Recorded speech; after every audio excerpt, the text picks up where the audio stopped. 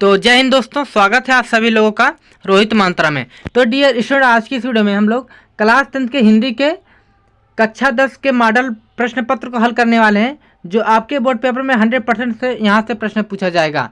अगर दोस्तों इस मॉडल पेपर को आप हल कर लेते हैं तो आपको एक अंदाज़ा लग जाएगा कि बोर्ड परीक्षा में किस तरह का प्रश्न पूछा जाएगा और यहाँ से क्वेश्चन आपके बोर्ड पेपर में 100% बनेंगे। तो चलिए दोस्तों प्रश्न की ओर चलते हैं। यहाँ पर देखिए, जो आपका समय रहेगा बोर्ड पेपर का आपका 3 घंटे 15 मिनट और पूर्णांक आपका 70 नंबर का रहेगा। चलिए देखिए, यहाँ पर जो आपका पहला सेक्शन रहेगा, खंड आ रहेगा, उसमें आपके बहुविकल्पी क्वेश्चन रहेंगे। कितने क्वेश्चन रहेंगे? 20 रहेंगे। कितने? 20 क्वेश्चन बहुविकल्पी आने वाले हैं 2023 बोर्ड परीक्षा में। अब देखिए दोस्तों, प्रश्न क्या है आपका यहाँ पर, बाबू गुलाब राय किस युग के लेखक हैं? बताइए। भारतेंद्र युग, द्विवेदी युग, शुक्ल युग, शुक्लांतर युग। तो इसमें से राइट आंसर क्या हो जाएगा? बाबू गुलाब राय किस युग के लेखक हैं? तो इसमें से राइट आंसर हो जाएगा शुक्ल युग। किस युग के लेखक हैं? शुक्ल युग के लेखक है बाबू गुलाब राय। चलिए दूसरा प्रश्न है दोस्तों, देखिए यहाँ पर, चिंतामणि किस विधा की रचना है? निबंध विधा, कविता विधा, नाटक विधा, कहानी विधा। बताइए राइट आंसर क्या हो जाएगा? चिंतामणि किस विधा की रचना है? तो इसमें से आपका राइट आंसर हो जाएगा निबंध विधा की रचना है। किस विधा की? निबंध विधा की रचना है चिंतामणि। और इसके लेखक कौन है डियर स्टूडेंट? जिनको आ रहा हो कमेंट जरूर करें। चिंतामणि के लेखक कौन है? आचार्य रामचंद्र शुक्ल जी हैं, इसको याद कर लीजिएगा। चलिए देखिए, अगला क्वेश्चन है आपका, गबन किसकी रचना है? मुंशी प्रेमचंद, जयशंकर प्रसाद, निराला, हरिकृष्ण प्रेमी। तो बताइए राइट आंसर क्या हो जाएगा? गबन किसकी रचना है? इसमें से राइट आंसर हो जाएगा मुंशी प्रेमचंद, इसको याद रखिएगा। अगला क्वेश्चन है, देखिए यहाँ पर, शुक्ल युग की समयावधि है, शुक्ल युग की समयावधि है 1936 से 1943, 1919 से 1938, 1900 से 1918, उपयुक्त में से कोई नहीं। तो बताइए राइट आंसर क्या हो जाएगा? जो शुक्ल युग का समयावधि है वो क्या है? 1919 से 1938 ईस्वी तक है, इसको याद रखिएगा। Very very most important question है आपके बोर्ड पेपर के लिए। अगला क्वेश्चन है, देखिए, नीड़ का निर्माण फिर किस विधा की रचना है? जीवनी विधा, आत्मकथा विधा, साक्षात्कार भेंटवार्ता विधा, रेखा चित्र विधा। बताइए राइट आंसर क्या हो जाएगा? नीड़ का निर्माण फिर किस विधा की रचना है? इसमें से आपका हो जाएगा आत्मकथा विधा की रचना है। किस विधा की? आत्मकथा विधा की रचना है। अगला क्वेश्चन है, देखिए, प्रिय प्रवास किस युग की रचना है? द्विवेदी युग, भारतेंद्र युग, प्रगतिवादी युग, छायावादी युग। तो बताइए राइट आंसर क्या हो जाएगा? प्रिय प्रवास किस युग की रचना है? जिसमें से आपका हो जाएगा द्विवेदी युग की रचना है। Very very most important question है। अगला क्वेश्चन है, देखिए, मधुशाला, क्या? मधुशाला किसकी रचना है? रामधारी सिंह दिनकर, हरिऔध, हरिवंश राय बच्चन, सुमित्रा नंदन पंत। तो बताइए राइट आंसर क्या हो जाएगा? मधुशाला किसकी रचना है? इसमें से आपका हो जाएगा हरिवंश राय बच्चन। कौन है? हरिवंश राय बच्चन है। चलिए अगला क्वेश्चन है, देखिए, भारत भारती किसकी रचना है? सियाराम शरण गुप्त, मैथिली शरण गुप्त, जयशंकर प्रसाद, महादेवी वर्मा। तो बताइए राइट आंसर क्या हो जाएगा? भारत भारती किसकी रचना है? जिसमें से आपका राइट आंसर हो जाएगा मैथिली शरण गुप्त, इसको याद रखिएगा। चलिए अगला क्वेश्चन है, देखिए, आधुनिक काल कब से कब तक है? सन 1843 से अब तक, 1643 ईस्वी से 1843 ईस्वी तक, सन 1918 से 1936 तक, 1936 से 1943 तक। तो बताइए राइट आंसर क्या हो जाएगा? आधुनिक काल कब से कब तक माना जाता है? बताइए राइट आंसर क्या हो जाएगा?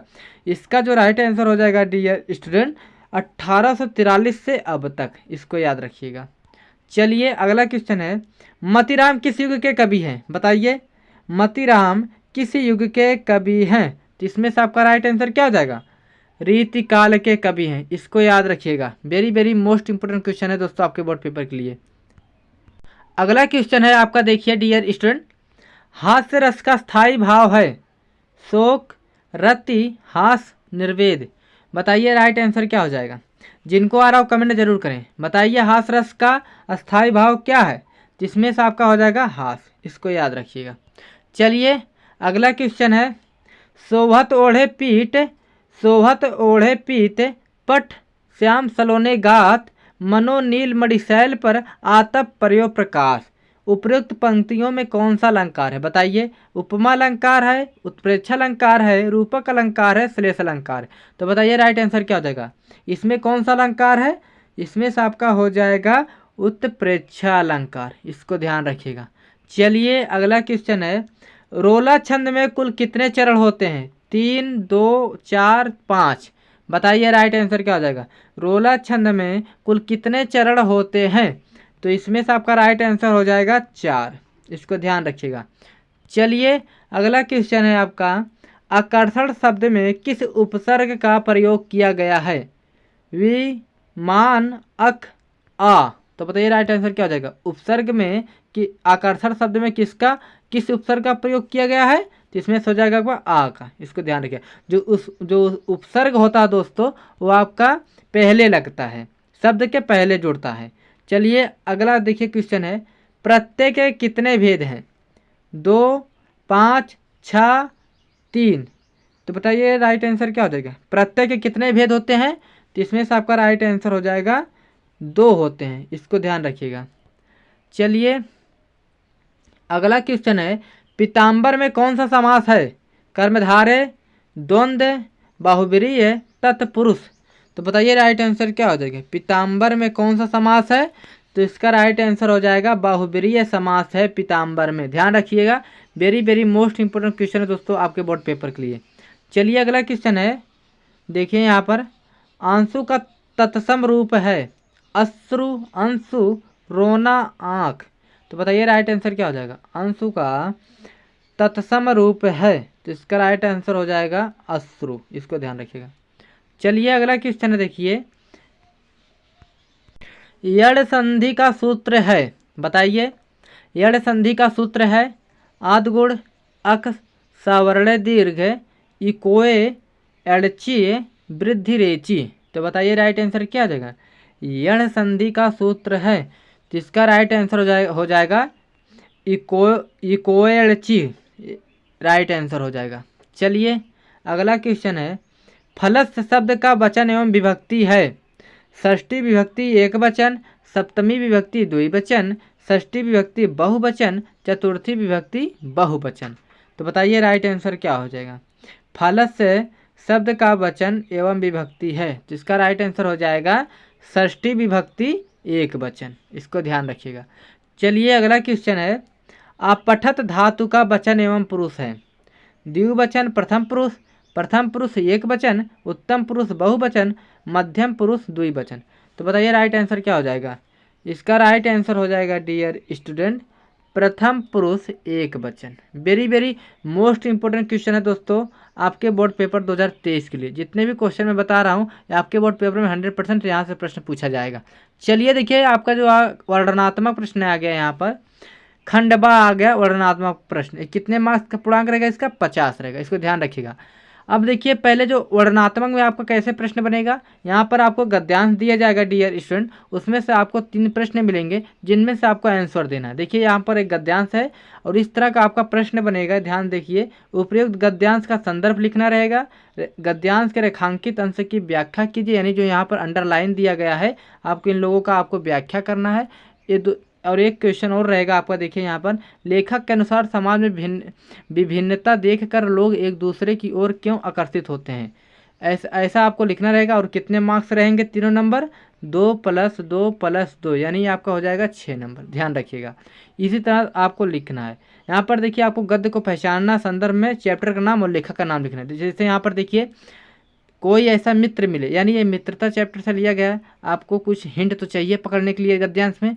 इसे ऐसे ही आपको गद्यांश में ट्रिक लगाना, जिससे आपको वहाँ से मिल जाए, समझ जाए कि आप इसी चैप्टर से लिया गया है। जैसे यहाँ पर देखिए मित्रता है, यानी समझ जाइए मित्रता चैप्टर से लिया गया है। इसके लेखक कौन है? आचार्य रामचंद्र शुक्ल जी हैं। अब चलिए, अथवा करके भी दिया गया, चाहे आप उसको करिए चाहे इसको करिए।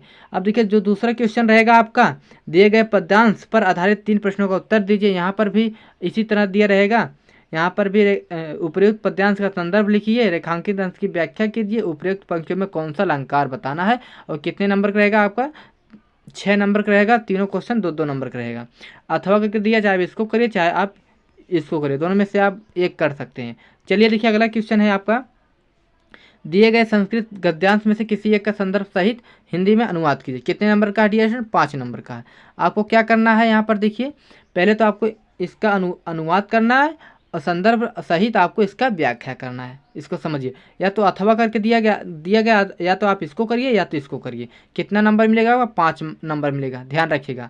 चलिए देखिए, अगला क्वेश्चन है आपका, अपने पठित खंड काव्य के आधार पर निम्नलिखित प्रश्नों में से किसी एक का उत्तर दीजिए। ये देखिए, ये आपका अगर पूजा आ गया लिखने के लिए, आपके जिले में जो अगर पूजा चलता है आपको वही लिखना होगा। इस तरह ये कितने नंबर का रहेगा डियर स्टूडेंट? अगर पूजा भी आपका 3 नंबर का रहेगा। कितना नंबर का रहेगा? 3 नंबर का रहेगा। चलिए अगला क्वेश्चन देख लीजिए यहाँ पर। अब 6वां क्वेश्चन रहेगा क्या आपका? आपको लिखना रहेगा जीवन परिचय। ध्यान रखिए, जो आपका मोस्ट इंपोर्टेंट क्वेश्चन रहता है यहाँ पर देखिए, जीवन परिचय लिखना रहता है।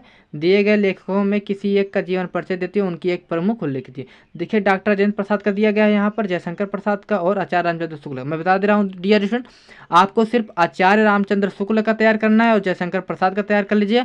दोनों में से आपको एक जरूर मिल जाएगा बोर्ड पेपर में। और कितने मार्क्स का है? आपका 5 नंबर का, ध्यान रखिए। अब देखिए, दूसरा जो आपका दिया गया है, दूसरा भी जीवन परिचय लिखना है। एक गद्य से लिखना रहता है और यहाँ पर पद्य से लिखना रहता है, ध्यान रखिएगा इसको। अब देखिए, यहाँ पर गोस्वामी तुलसीदास का दिया गया है, सुमित्रा नंदन पंत का दिया गया है, महाकवि सूरदास का दिया गया है। मैं यही कहूँगा कि आप गोस्वामी तुलसीदास का तैयार कर लीजिए और महाकवि सूरदास का तैयार कर लीजिए। दोनों में से आपको एक जरूर देखने को मिलेगा। कितने नंबर का? 5 नंबर का, ध्यान रखिएगा। चलिए अगला क्वेश्चन है, देखिए आप 7वां क्वेश्चन है, अपनी पाठ्य पुस्तक में से कंठस्थ कोई एक श्लोक लिखिए जो इस प्रश्न पत्र में ना आया हो। आपको एक श्लोक लिखना होगा डियर स्टूडेंट। कितने मार्क्स मिलेंगे? 2 नंबर मिलेंगे, ध्यान रखिएगा। अब देखिए, आपको जो 8वां क्वेश्चन है, निम्नलिखित में से किन्हीं 2 प्रश्नों का उत्तर संस्कृत में दीजिए। इसमें क्या करना है आपको? इसमें आपको संस्कृत में उत्तर देना और दो का, और कितने नंबर का रहेगा? 2 + 2 यानी 4 नंबर का रहेगा। यानी इन चारों में से आपको 2 ही करना है। और कितने नंबर? 2-2 नंबर का रहेगा। चलिए अगला क्वेश्चन है, देखिए 9वां क्वेश्चन है जो आपका, और कितने नंबर का है? 9 नंबर का है। इसको तो आप जरूर तैयार करिएगा डियर स्टूडेंट, 9 नंबर का है। अब देखिए यहाँ पर इसमें क्या करना है आपको? निम्नलिखित में से किसी एक विषय पर निबंध लिखना है। अब देखिए, निबंध में कौन कौन सा दिया है लिखने के लिए? पर्यावरण संरक्षण के उपाय, आतंकवाद कारण एवं निवारण, जनसंख्या लाभ हानि, नारी सशक्तिकरण। Very very most important question है दोस्तों। आपको क्या करना है? आपको पर्यावरण संरक्षण के उपाय तैयार करने हैं, और दूसरा आपको जनसंख्या लाभ हानि तैयार करना है। इसको कर लीजिए, इसको कर लीजिए, आपको दोनों में से एक जरूर देखने को मिलेगा बोर्ड पेपर में। तो आई होप दोस्तों आप लोग समझ गए होंगे। मैंने लगभग सारे प्रश्नों को बता दिया है। आपके बोर्ड पेपर में 100% यहाँ से क्वेश्चन देखने को मिलेगा। अगर आप लोग इतना तैयार कर लेते हैं तो बोर्ड पेपर में आपको 90+ लाने से कोई नहीं रोक सकता। और इस चैनल पर सभी विषय का तैयारी कराया जा रहा है। आप लोग यहाँ से जुड़कर अच्छे से तैयारी कर सकते हैं कम समय में। तो दोस्तों मिलता हूँ नेक्स्ट वीडियो में, तब तक के लिए जय हिंद, वंदे मातरम।